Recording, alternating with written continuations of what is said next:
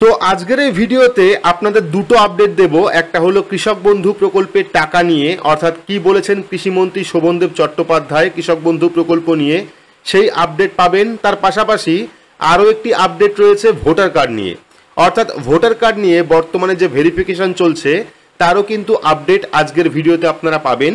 তো ভিডিও শুরুর আগেই জানিয়ে রাখি, কোনো রকম রাজনৈতিক দলের পক্ষ নিয়ে কিন্তু এই ভিডিওতে কোনো কথা বলা হচ্ছে না, শুধুমাত্র ভিডিওর মাধ্যমে আপডেটগুলি আপনাদের দেখাচ্ছি। তো দুটো আপডেটই কিন্তু আপনাদের কাজে আসবে, অবশ্যই শুরু থেকে শেষ পর্যন্ত দেখবেন। ভিডিওটি ভালো লাগলে লাইক করবেন, চ্যানেলটিকে সাবস্ক্রাইব করে পাশে রাখা বেল আইকনটি প্রেস করে নোটিফিকেশন অল করে রাখবেন, সবার সুবিধার্থে ভিডিওটি শেয়ার করবেন। তো চলুন শুরু করি। তো প্রথমে আমরা দেখে নেব কৃষক বন্ধু প্রকল্প নিয়ে কি বলেছেন কৃষিমন্ত্রী শোভনদেব চট্টোপাধ্যায়, তারপরে আমরা দেখে নেব ভোটার কার্ড নিয়ে নতুন কি আপডেট রয়েছে। তো এখানে দেখতে পাচ্ছেন এটা হলো কৃষক বন্ধু প্রকল্পের আপডেট। পর্যালোচনা বৈঠকে নির্দেশ মন্ত্রীর, কৃষক প্রকল্পের সুবিধা দ্রুত পৌঁছাবে হাতে।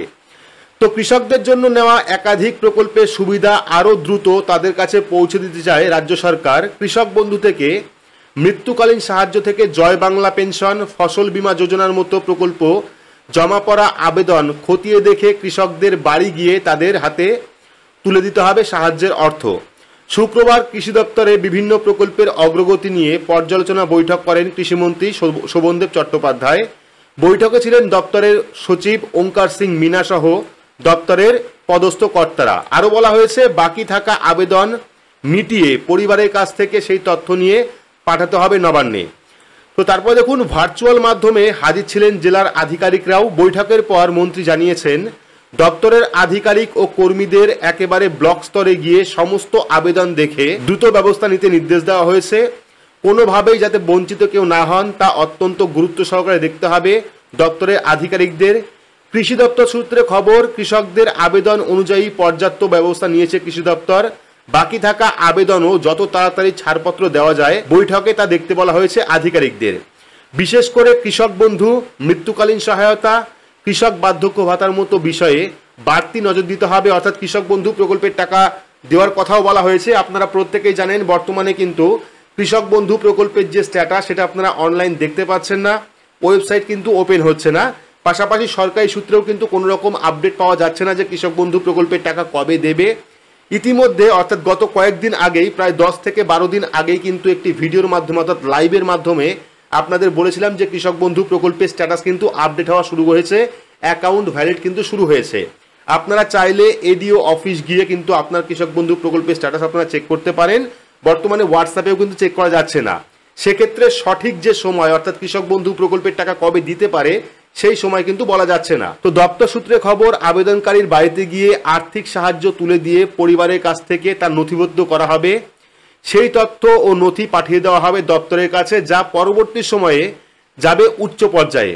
নির্দিষ্ট সময় অন্তর করতে হবে জেলা স্তরের পর্যালোচনা, যাতে কেউ প্রকল্পের সুবিধা থেকে বাদ না যান। অর্থাৎ বিষয়টিকে নবান্ন থেকে সরাসরি নজর রাখা হবে বলে জানিয়ে দেওয়া হয়েছে কর্মী এবং আধিকারিকদের। সামনেই খরিফ মরশুম, তাই তার জন্য সরবরাহ করা হবে। তার গুণমান যেন ঠিক থাকে তার জন্য দপ্তরের আধিকারিকদের নজর দিতে নির্দেশ দেওয়া হয়েছে। তো বৃহস্পতিবারই কিন্তু মুখ্যমন্ত্রী মমতা বন্দ্যোপাধ্যায় সমাজ মাধ্যমে রাজ্যের কৃষিক্ষেত্রে বিপুল সাফল্যের কথা তুলে ধরেছেন। পরিসংখ্যান দিয়ে জানিয়ে দেন, 2024 থেকে 2025 সালে 256.53 লক্ষ মেট্রিক টন ধান উৎপাদন হয়েছে, যা একটি বছরের হিসাবে সর্বোচ্চ। তিনি লেখেন, কৃষক বন্ধু, বাংলা শস্য বীমা, কৃষি যান্ত্রিকীকরণ, খাজনা মুকুব, সুফল বাংলা এবং নিশ্চিত ক্রয়ের মতো জনপ্রধান নীতি নেওয়ার জন্যই এই সাফল্য সম্ভব হয়েছে।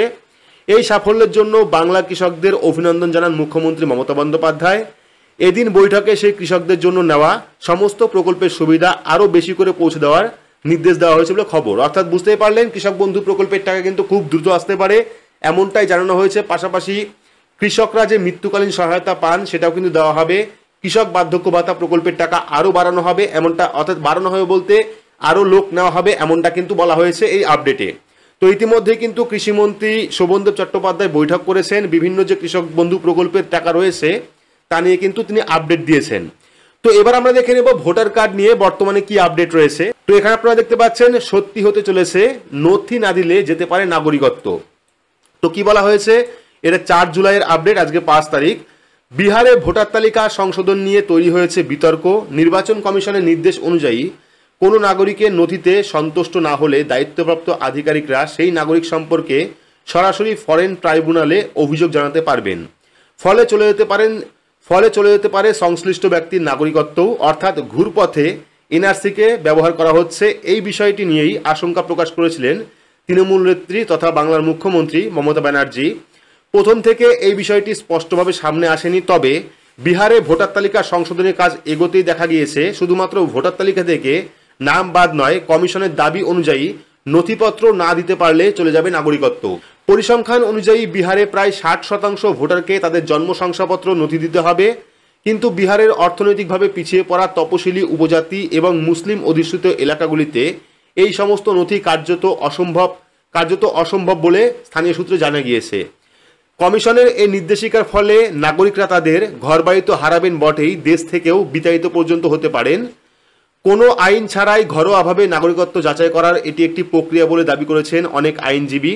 তাদের বক্তব্য, বিহারে এমন অনেক এলাকা রয়েছে যেখানে সাধারণ মানুষ দুবেলা তাদের অন্ন সংস্থান করতে অক্ষম। তাদের পক্ষে স্কুল লিভিং সার্টিফিকেট অথবা জন্ম শংসাপত্র জোগাড় করা কার্যত অসম্ভব। এই প্রক্রিয়া পরিণতি অসমের থেকেও খারাপ হবে বলে জানান বিশেষজ্ঞরা। তাদের দাবি, অসমে এনআরসি করা হয়েছিল সুপ্রিম কোর্টের নজরদারিতে এবং পর্যাপ্ত সরকারি ব্যবস্থা ছিল। এই ব্যবস্থা বা বিধি প্রত্যাহার না করে দেশের নাগরিক সমাজের তরফে জনস্বার্থ মামলা করার চিন্তাভাবনা শুরু করেছে বলে সূত্রের দাবি। এদিকে বিহারের ভোটার তালিকা সংশোধনের আড়ালে পেছনের দরজা দিয়ে এনআরসি সিএ কার্যকর করার অভিযোগ করেছেন বিরোধী দলগুলিও। তবে তৃণমূলের জাতীয় মুখপাত্র এবং রাজ্যসভার উপদলনেতা সাগরিকা ঘোষের দাবি, বিহার থেকে শুরু করা হলেও কেন্দ্রীয় সরকার এবং বিজেপির আসল লক্ষ্য বাংলা। তাদের দাবি, 2026 সালে বিধানসভা নির্বাচনের আগে বাংলার বহু মানুষকে ভোটার তালিকা থেকে বাদ দেওয়ার পরিকল্পনা করছে বিজেপি। অর্থাৎ দুটো আপডেট দিলাম, একটা হলো ভোটার কার্ড নিয়ে আপডেট দিলাম, আর একটা হলো কৃষক বন্ধু প্রকল্প নিয়ে আপডেট দিলাম। পরবর্তী সময় এই দুটো যে আপডেট অর্থাৎ ভোটার কার্ড এবং কৃষক বন্ধু প্রকল্প, এই দুটি প্রকল্প নিয়ে পরবর্তী সময় কি আপডেট আসে সেটা কিন্তু আপনারা অবশ্যই চ্যানেলের মাধ্যমে জানতে পারবেন। কবে নাগাদ কৃষক বন্ধু প্রকল্পের টাকা দেওয়া হতে পারে, অফিসিয়াল কি আপডেট থাকবে, পাশাপাশি ইলেকশন কমিশন অফ ইন্ডিয়ার তরফ থেকে পশ্চিমবঙ্গের ক্ষেত্রে ভোটার কার্ড ভেরিফিকেশন নিয়ে কি আপডেট উঠে আসে সেটাও কিন্তু আপনারা চ্যানেলের মাধ্যমে জানতে পারবেন। যখনই আপডেট আসবে তখনই কিন্তু আপনারা ভিডিও পাবেন। তার জন্য অবশ্যই চ্যানেলটিকে সাবস্ক্রাইব করে রাখবেন এবং পাশে রাখা বেল আইকনটি প্রেস করে নোটিফিকেশন অল করে রাখবেন এই রকম গুরুত্বপূর্ণ আপডেট সবার আগে পেতে। তো আজকের মতো এইটুকুই, ধন্যবাদ।